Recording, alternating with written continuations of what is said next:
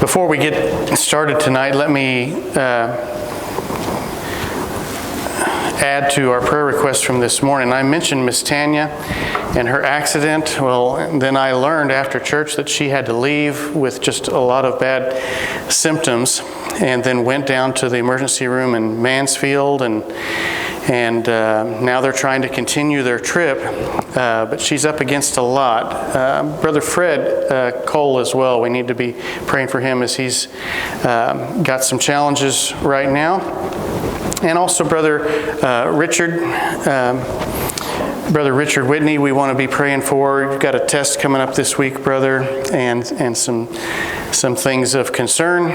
And so it's good that he walks with me. Amen. And naught of earth can harm me, and that I'm sheltered in those arms of God. Under His wings we safely abide.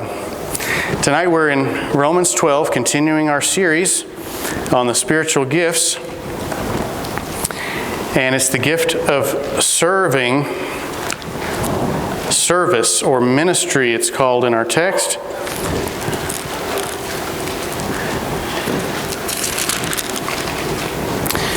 And this is our fourth spiritual gift to cover out of 9 ministry gifts. In verse 6, it says, having then gifts differing according to the grace that is given to us. Stop right there. The grace that was given to us was at salvation. Don't ever confuse spiritual gifts for natural born talent. Like, well, this is just who I've always been. At the moment of salvation is when that grace gift is given to you. And though it may have to do with some of your natural talents that God has given you, it's a special blessing from above in order to use it in the ministry for the Lord. And many people say, I never had this gift until I was saved, and that's accurate. Until you're saved, you don't have it. Having then gifts, verse 6, differing according to the grace that is given to us, whether prophecy, let us prophesy. We covered the gift of prophecy. Or tonight, ministry. That's the gift of the servant. Serving. We'll come back to that. Let us wait on our ministering. Or he that teacheth on teaching. He that exhorteth. We covered that last week. Exhortation. Giving comes next. Do it with simplicity. Ruling. That's leadership or administration. With diligence. He that showeth mercy. We covered that. With cheerfulness. Go back to verse 6 and notice the fourth word in. Count the words over and somebody say it out loud. Differing. All right? Differing. The diff part, D-I-F-F, we have no problem with that. We see someone around us and we say, they're diff all right, they're difficult. No, they're different. And we are studying this in part to learn to appreciate the differences in one another. Not only to discover our own gift, but to understand the gifts of those around us. Now, it's exciting to do a study like this, to learn about ourselves, to learn about each other. And as we come to the gift of the servant, it's not hard to understand it at all, because serving is something that we all do for the Lord, something that we are to do in the church, but it comes more natural to some than others. And oftentimes, the person who is the servant, you may not even know exactly who they are, because they do so much of what they do, not for glory, not for credit, but behind the scenes. Here's the definition. It's the motivation to help others by meeting physical and practical needs, often behind the scenes. In other words, the people with the gift of serving many times are in the kitchen. Or maybe they're ushering, maybe they're setting up chairs and you didn't know who set up the chairs or the tables, but it was them.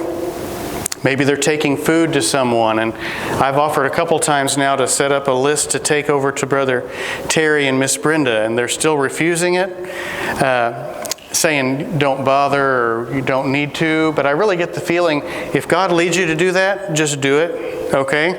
It's okay. If they get mad, they'll get mad at me. I don't think they will.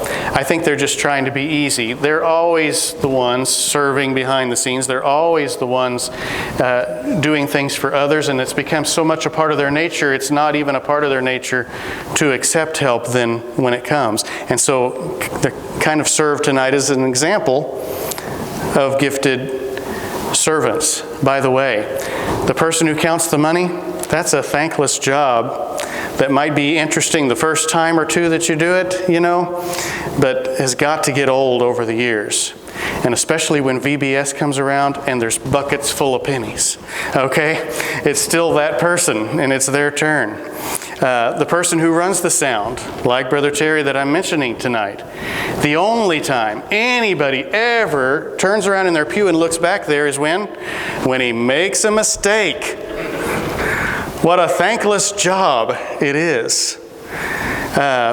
When it's going right, has anybody thanked you tonight, brother? We got the 4th string tonight. 2nd string, Brother Lee couldn't be here tonight. 3rd string, Brother Cole couldn't be here tonight. So we've got Brother Chris back there running sound and working jigsaw puzzles. Make sure and thank these guys who are behind the scenes doing things. People who are greeters, they're serving. People who are helping in children's ministries or nursery. Who's in nursery right now? Who? Jessa and Lydia are back there. Yeah. Thankless jobs, snotty-nosed kids, especially when it's your own. Right? There you go. They don't receive much, if any, recognition. And here's the point. They don't need it. They don't want it. That's not why they're doing it. They're not doing it for the accolades or for the pat on the back. They're content to be thankful. They want God to get the glory. They're glad to make some difference, and especially behind the scenes. Now, we're all supposed to be servants to some degree. We're all supposed to be serving the Lord. But Jesus said, "He that is greatest will be the servant." I've told you all along through this series that each gift kind of has its opposite, and I explained that, like the prophet's the opposite in temperament from the mercy giver, right? Some people think that, well, we're going to study leadership and then we're going to study service like we're doing tonight, and those must be opposites. Not according to Jesus. He said, "He that's greatest among you," that would be a leader, "should be a servant." Now, there's a lot of people in leadership that aren't servants, however. There's a lot of us pastors who aren't really service-minded. They're more leadership-minded, like, I'm the one who tells other people what to do, and then the ants go scurrying, carrying the food, right? Not according to Jesus. He demonstrated true leadership when the disciples were arguing about who was the greatest among them, and he, the leader, knelt down and washed their stinking feet. That's real leadership right there. That's a true leader. You know what the true test of a servant is? How you react when somebody treats you like one. When somebody tells you what to do. How dare you? Me? You think I'm supposed to do your bidding? That's not a servant. That's not a servant's reaction. We should all strive to enlarge our servants' hearts. And whether you have the gift of serving or not, we should all have a ministry. We should all have a ministry. You know who Michael Phelps is? Great swimmer, Olympian, the author of My Diet, the 12,000 calorie diet. He literally eats 12,000 calories a day, which is unimaginable for most of us. And yet he does something that most of us don't do. He then burns it all up. He has to take it all in as fuel. Well, the fact is, we come to church and we take in and we take in and we take in, And as I've said before, we sit and we soak and we sour. When we are saved to serve, we need to take in, and then we need to burn it up. We need to have a ministry. We need to take in the fuel, and then we need to burn that fuel. The Phelps Christianity, just don't follow him with a bong or anything like that. I think he got caught after the Olympics smoking on a bong or whatever. Do you smoke them, suck on them? I don't even know or want to know. Don't follow him in that way. We should all have a ministry. We take in, but then we burn it up. Another illustration, the Sea of Galilee. I'd so love to go there. My wife and her family went there a couple of times during her upbringing, and all of the Holy Land they saw. The Sea of Galilee, beautiful, crystal blue water, clear, clean, wonderful. Contrast the Sea of Galilee with the Dead Sea. It's not very far away at all from the Sea of Galilee, but it's very dead. It's very different. There's no life in it at all. What's the difference? The Sea of Galilee has an inlet and an outlet. It takes in and it puts out. The Dead Sea is basically the only sea that has no outlet. It takes in, and it's like the drain of the whole world. It's like 1,000 or more feet below sea level. Everything just goes there to die, and it is the Dead Sea. An inlet but no outlet. Well, there's some Christians that have lots of inlet, but they don't have an outlet. And we wonder why they're dead.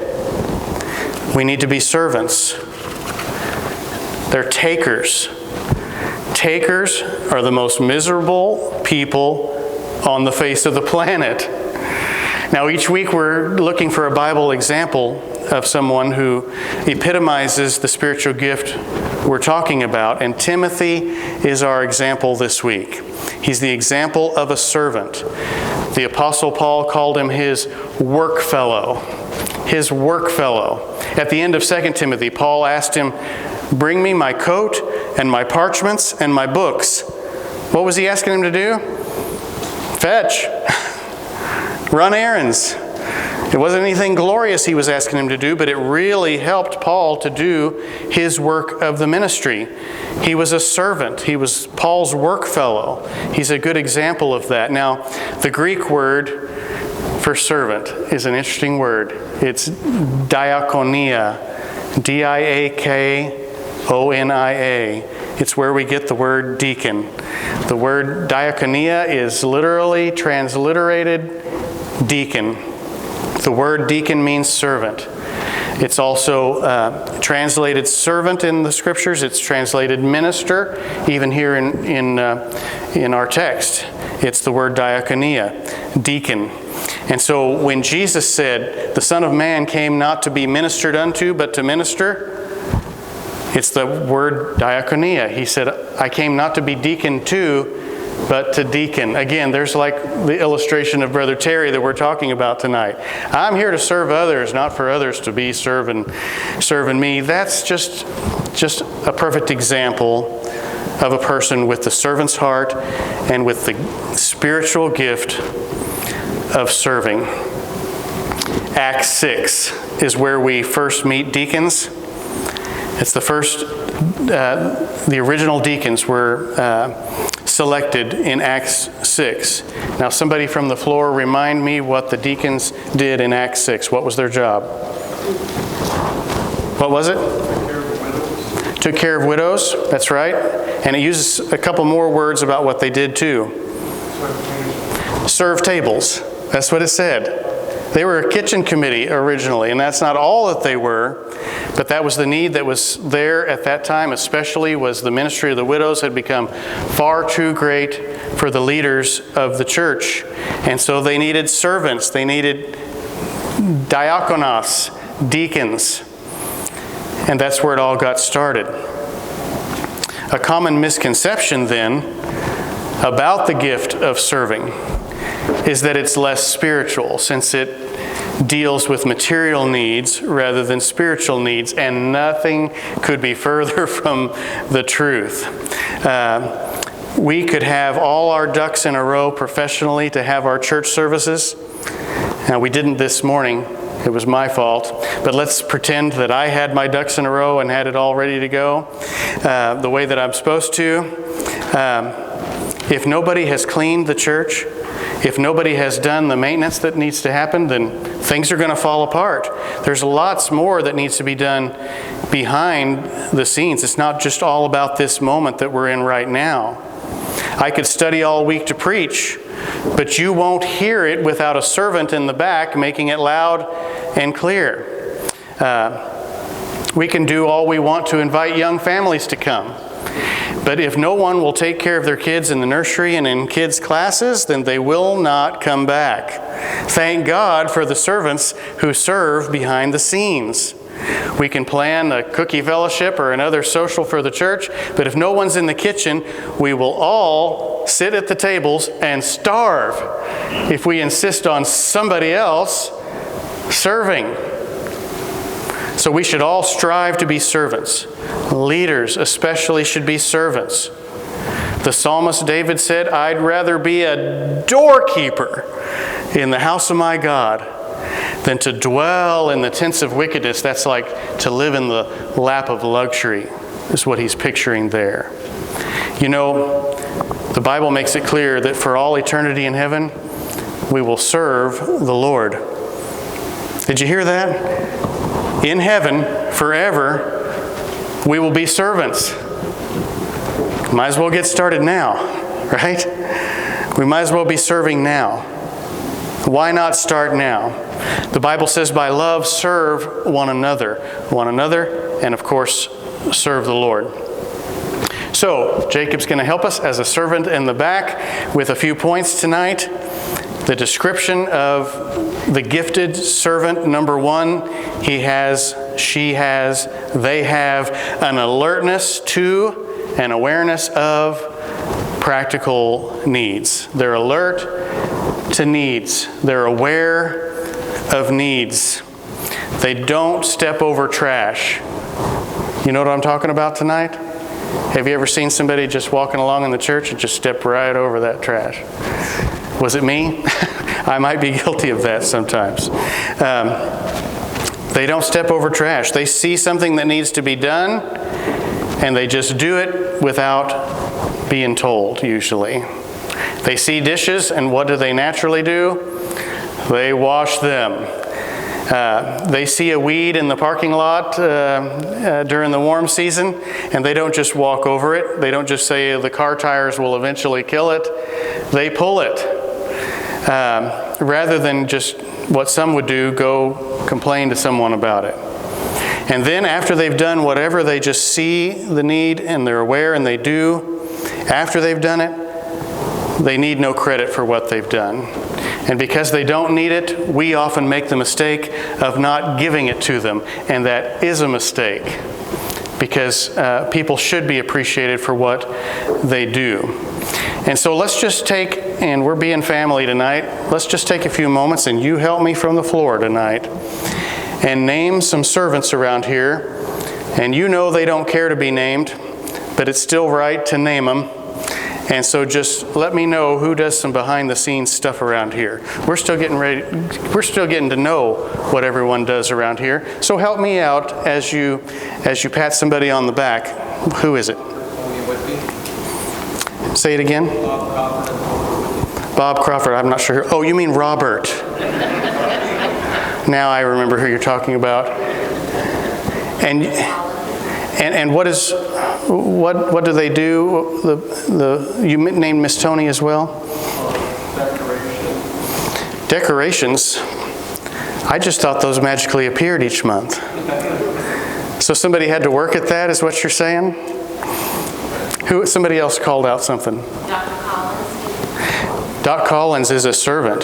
And a lot of people would say, well, he's a white-collar guy. He's a busy administrative guy. He's up on the ladders changing the lights. He's out in the yard working on things. Irene Williams. Miss Irene Williams, a servant. That's right. She does taxi cabbing. She does bread ministry. She cooks for the kids.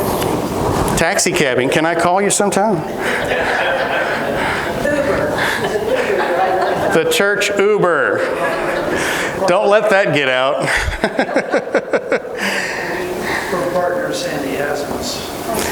Miss Sandy. Yes, that's right. Thank you. And we mentioned Brandy last week, serving in the office. I'm sorry? Miss Deb does a lot of schedules and planning and things, and she's got a busy life, even if she didn't do any of those things. Yes, sir? Brother Sandy over there, he picked up heavy one. That's right. You know, He also does the sign. Brother Sandy does the sign, which I preached about a few weeks ago, what a thankless job that can be. And in Baptist churches, when you drive the bus or you drive the van, you do it every week. And the only way out of it is to get sick or to leave the church or die. It's the Baptist way. I'm not sure that it should be the Baptist way. We need to get some more horses in those stables. We need to get some more help lest we burn somebody out, right? But this is good. Give me more. Chris Lopez. Chris Lopez, he's back serving right now. Serves in all kinds of ways you never know about. Wear a lot of hats, and yes, you wouldn't know it unless you're around him all the time to know all the things that he's doing. Did I hear another? Those that are doing the Olympians, I'm not back there this year, so I don't know. But Melinda and Deb, Doc. Who else is back there? We're naming them tonight. Chris and Lydia. They're back there. Sandy Irene. This is good. Somebody else. They serve behind the scenes, and you appreciate it. Cindy and Alice, have you ever went back there and gone hungry? That's because of those two. They're always bringing food. That's great. Judy Sargent.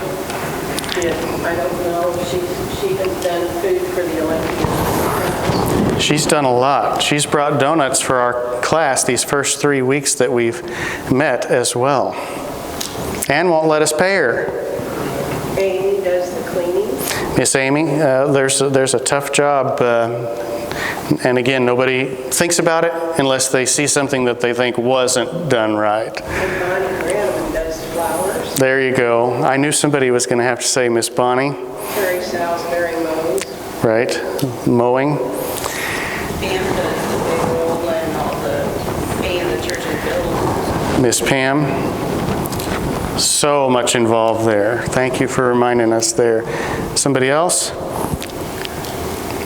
And you know you're going to leave somebody out and they're going to be offended, right? It won't be the servant. No. I test pretty low under service. I'm sorry. I can't claim much credit there. Christina plays the piano. That's right. Miss Christine playing the piano. And every service for what, a year? And now get a little break, and then today, no more break. The break's over. And those that sing in the choir. That's right. You know, everybody's getting the point tonight, right? Everybody you just named really said, I don't care for my name to be brought up. If anybody's sitting there right now saying, I'm offended that nobody said me, they're not a servant. You know what I mean? Because the servant just doesn't do it for that. And because they don't need it, we make the mistake of not giving it. Well, let's not make that mistake. Let's show that appreciation like we've just done. Let's do it next week and the next week. And all year long, let's really recognize and appreciate that there's people serving behind the scenes. You know, there's some of us, we have our reward. If it's some reward to me to get to have your attention, to get to preach the word, I get my reward now. The servants, their reward's coming someday. And they're fine with that. I made a list of different jobs in the church. Somebody has done some painting around here over the years. There's a lot of painting that's been done. I don't know who that was. Somebody goes to the bank and makes the deposit each week in the what's the box, the night depository box or whatever. You never really think about that, right? You give your offering, but somebody's counting it afterwards. Somebody's going down there and looking over their shoulder, making sure nobody's going to jump them, and putting that in the box each week. When's the last time we thanked that person?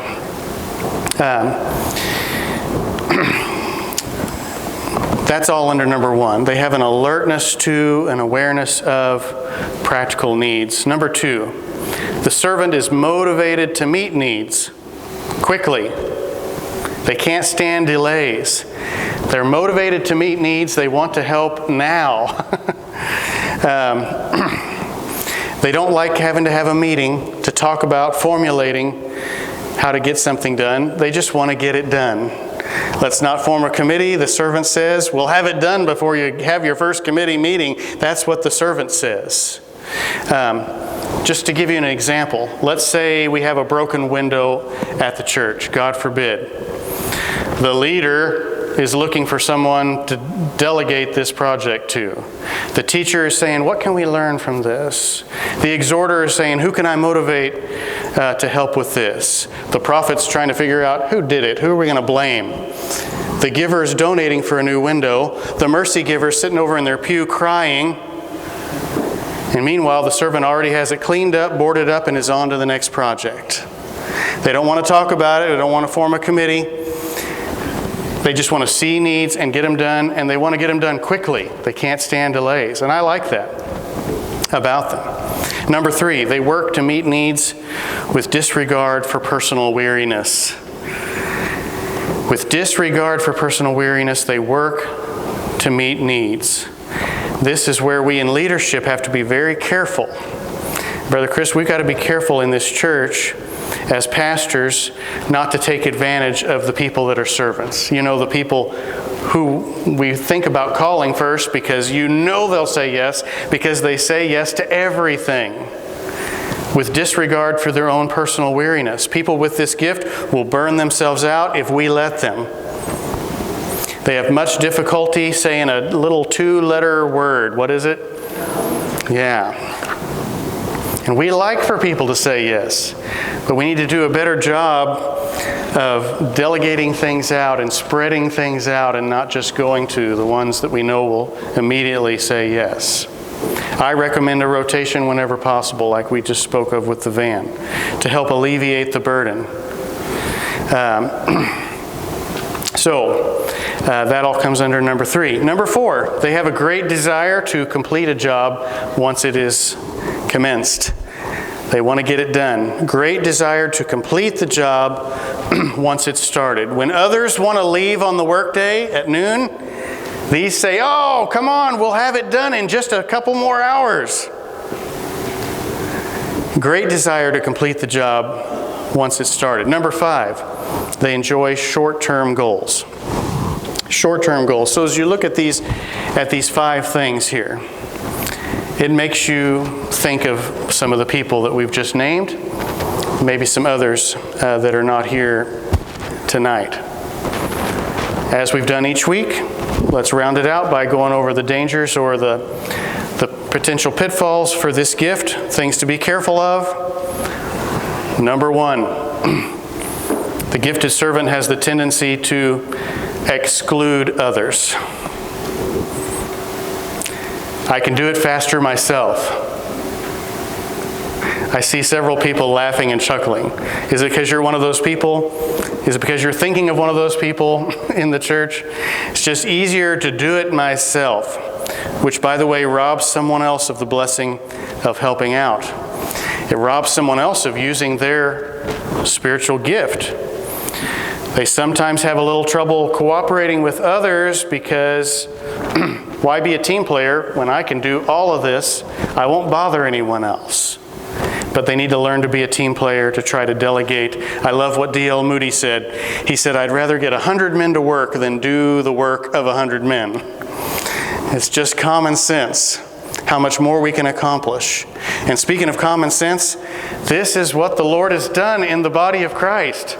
It's just a common sense thing, gifting everyone to be their piece of the puzzle. right? And though so many churches have 10% of the people doing 90% of the work, that's not God's way. That's not His best plan. That will stifle a church. That's why we're all learning our gifts. Even those that aren't here on Sunday nights, they're going to take the test too, along with you all who have been here on Sunday nights. They're going to learn their gifts, and they're going to get a gentle nudge in the backside from someone and some encouragement, loving, of course, to engage and use their spiritual gifts for the Lord. That's number one. Be careful of this tendency to exclude others. Number two, their quickness in meeting needs sometimes can make them appear pushy. It can make them appear pushy. Since the servant works without personal weariness to themselves, they think everyone ought to work just that way with no personal weariness. And then when they find out that not everyone works that way, they look on them as lazy and unmotivated. What's wrong with you?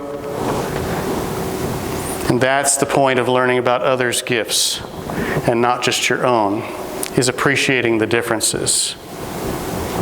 Number three, their eagerness in serving sometimes makes others suspicious of them having a motive of self-advancement. Let me say that again, and don't misunderstand this one. Their good strength of eagerness in serving sometimes makes some others suspicious of them, of what their motives are for how eager that they are. You follow what I'm saying? Let me just relate to you some common statements I've heard over the years in church. And by the way, these statements that are made about gifted servants are usually unfair and usually untrue. And yet they're still statements that I've heard, all right? I hear things like this: that person always has to be in the middle of everything, center of attention. Or she's just trying to score points with the preacher. Well, I guess he's the only one who thinks he's qualified. Which, by the way, you're guessing what they think. Isn't that judging motives? That's a sin. I'll say again what I said earlier. The true test of a servant is how you respond when you're treated like one. If you are a gifted servant, you're under authority, you're submissive, then serve the Lord with no looking back and don't worry about what anybody says. Now, the truth is, perception's reality, and we should be careful to try not to appear that way, but beyond that, blow it off. Besides, the gifted servant will get so much done while whoever's over in the corner talking about them. They're just getting things done. That's what they're all about. And blow off the unfounded criticism just like water off a duck's back. It's good to be aware of our liabilities. It's good to be careful. As with any of these gifts, to be most effective, you have to become immune to criticism, because criticism will come. Just let it roll off your back. They say there's only one way to avoid all criticism, and what might that be? Don't ever do anything. Well, I promise you, if you don't ever do anything, I'm going to criticize that. So really, you don't get out of criticism by not doing anything. Where there's motion, there's friction. Did you hear? Where there's motion, there's friction. And we need to be a church in motion. We've got some momentum right now as a church. So I expect that the devil's going to try to cause some friction here and there. And we just need to look past it and keep motoring on for the Lord and for His glory. Number 4, the servant's quickness in meeting needs of others sometimes may interfere with spiritual lessons that God may be trying to teach those others. Let me repeat that one again so no one misunderstands. Since they're quick in meeting needs of others, they need to be careful that they're not interfering with any spiritual lessons that God may be trying to teach that person that they are trying to help or serve. In other words, we need to be sensitive to what God may be doing in someone's life. Some people may need to learn how to do a job for themselves. This doesn't mean we just leave them all to their lonesome. We can help them. We should teach them. We can watch them do it, make sure that it's right, maybe even work alongside of them and help them get it done. But the old adage is true. It's better to teach a man to fish than to just give him fish, right? So then he can fish for himself. I'll just use an example of financial needs. Some people's financial need. Not everyone who has financial needs. But some people who have financial needs, it's because of their own negligence. Some people. Some people, it's a lack of character. Some of those people, God's going to allow them to come to a point of lack in order to teach them a valuable lesson. That is, unless somebody swings in on a vine to rescue and is always their safety net. Some parents do that with their kids. Lawnmower parents do that with their kids. Helicopter parents that swoop in to always save the day and become enablers. And those kids don't learn some of those valuable lessons.